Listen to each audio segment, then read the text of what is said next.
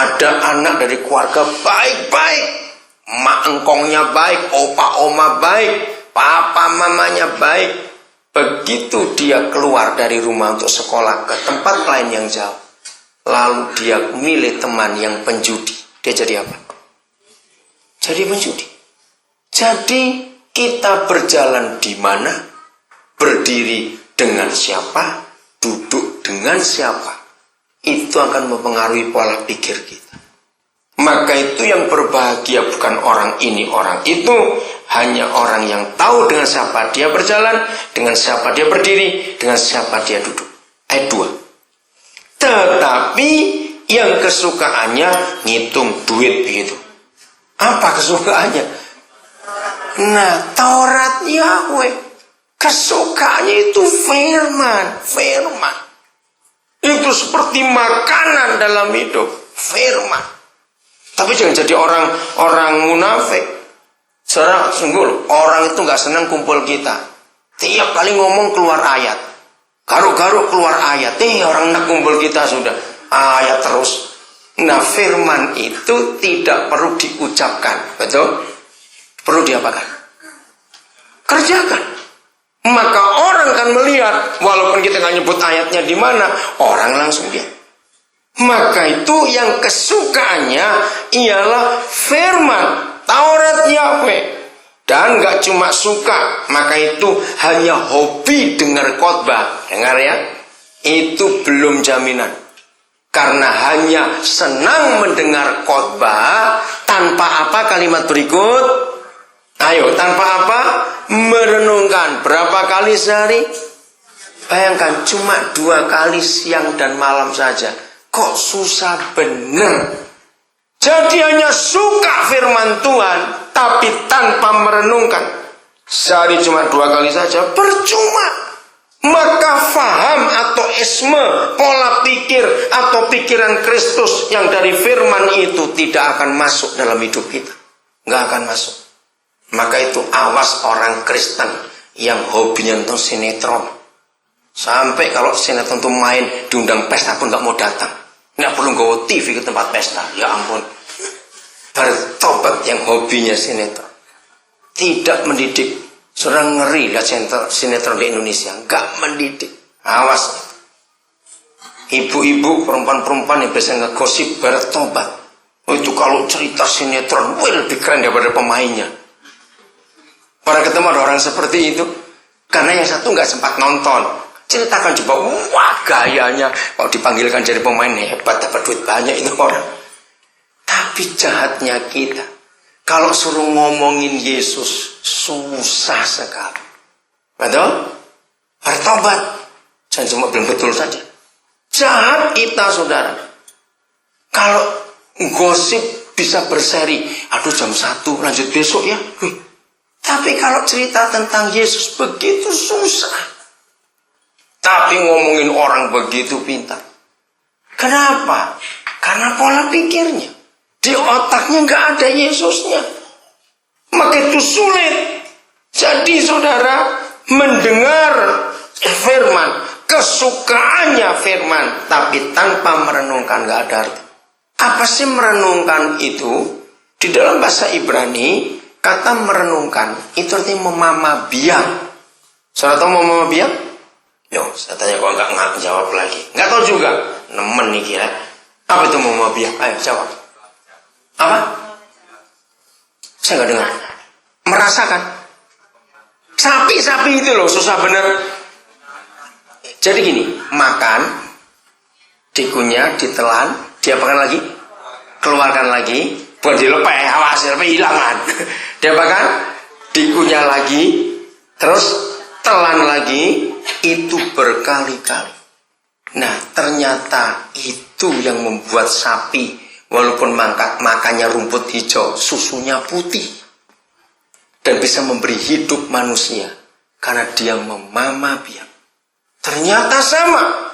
Kalau firman yang kita renungkan siang dan malam, berarti kita memamabiang. Sama seperti sapi itu. Setelah dengar firman, dia apakan? Dilepeh. Awas mau dilepeh.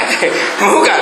Jangan bilang dibuang lagi. Dia apakan setelah dengar firman? Dikunyah lagi. Nah, Apa itu mengunyah firman setelah kita dengar? Mengunyah itu artinya seperti kita dengar khotbah itu lagi. Maka itu lihat, siapa bisa menirukan? Bukan berarti saya bilang suara sapi, enggak loh ya. Siapa pernah melihat sapi yang gayemi, orang Jawa bilang, yang mama biak? Ayo, walaupun di Surabaya sudah jarang ketemu sapi, dagingnya banyak. Tapi sapi hidup, tapi pasti punya. Saya dulu kecil dengan di desa. Siapa punya bayangan bagaimana model sapi yang sering mama biak? Bagaimana? Iya, duduk, matanya tutup, mulutnya goyang. Kecap terus dia. Dia merem, saudara. Dan itu luar biasa. Nah, seperti itu kita merenungkan firman. Saudara boleh sambil tiduran. Boleh. Sambil duduk, senderan, santai. Tapi seperti saudara lagi dengar khotbah itu. Oh ya, tadi Pak Gembala, Pak James khotbah ini. Oh ya, ayatnya ini. James, renungan bagus tadi di warta. Kalian baca. Soal tanah yang meresponi sikap kita. Ayo, jujur. Banyak orang Kristen terima warta buat kipas-kipas. Awas kamu. Ayo jujur ya, sudah baca siapa tadi? Ayo. Belum toh? Saya tiap kali terima warta langsung saya baca. Renungan Pak Gembala hari ini bagus. Tanah itu meresponi. Kita buat baik maupun jahat, tanah itu meresponi. Saudara, itu direnungkan.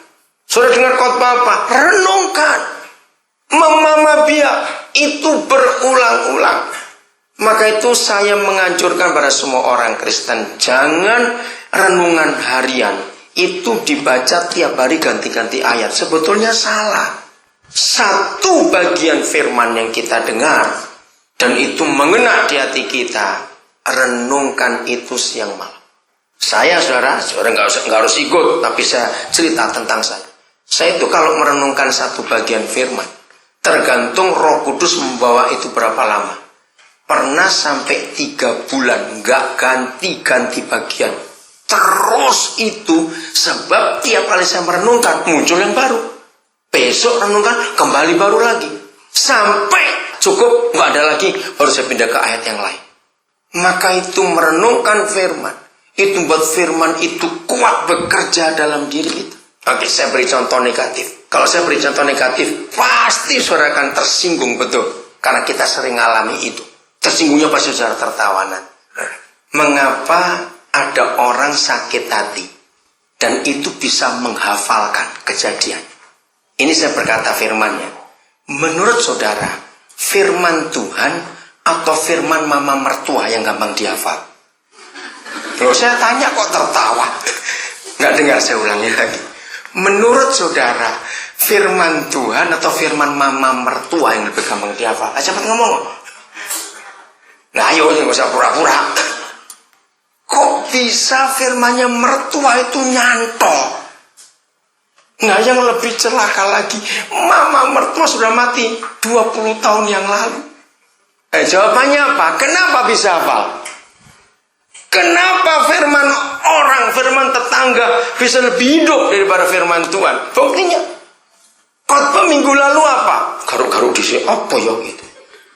Tapi coba firman yang misu-misu, dipisui orang, hafal sampai hari ini. Betul? Nah, tahu nggak penyebabnya? Saudara nggak tahu penyebabnya, padahal sudah melakukan firman.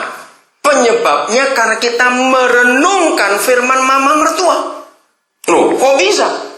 Begitu kita disakiti seseorang, lebih-lebih lewat kata-kata, maka kata-kata orang itu kita ulang-ulang terus. Saudara sambil mandi, ya ingat, ya dia kok ngomong gitu tadi. Aku salah apa? Kan itu merenung. Saudara lagi ganti baju, pakai pakaian, merenung. Wih, jahat sekali kata-kata tadi itu. Ngomong sendiri. Nah itu seperti sapi yang mama biak tadi. Saudara enak-enak makan, muncul lagi firman tetangga atau firman mertua, firman orang itu tadi. Ya kenapa dia bisa ngomong begitu ya? Saudara lakukan itu sehari 2 kali saja. Percayalah, seminggu otakmu sudah berubah kayak orang itu. Kata-katanya orang itu sudah mempengaruhi cara saudara berpikir. Betul atau tidak?